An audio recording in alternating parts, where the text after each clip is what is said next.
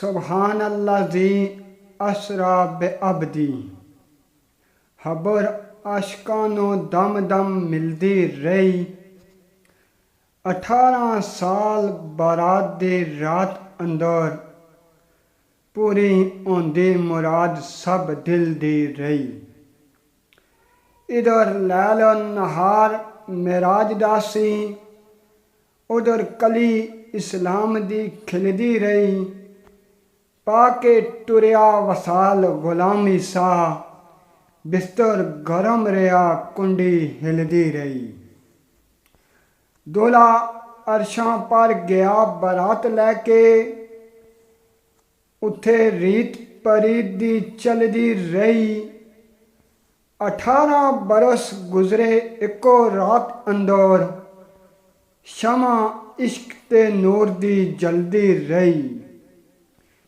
सने जोड़ियां अर्श पर जा चढ़िया, लगी देर ना कोई घड़ी पलदी रही। तोहफे लैके मुड़िया गुलामी सा, बिस्तर गरम रहा कुंडी हिलदी रही।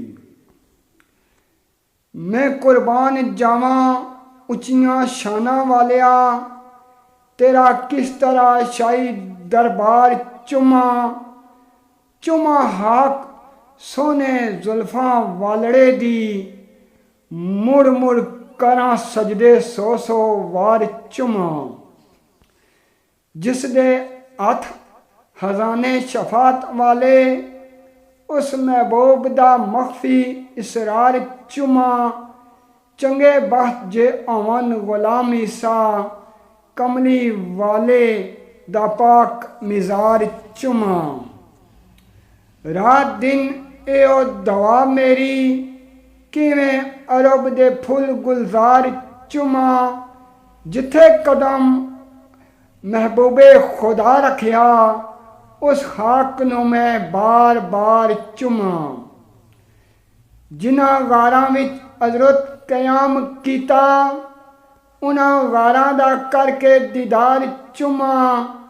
किवें पहुंचा उस नगरी गुलामी सा, कमली वाले दियां गलियां बाजार चुमा। हना काबा ते अर्श अजीम नालों, मेरे आका दी शहर जगीर वखरी।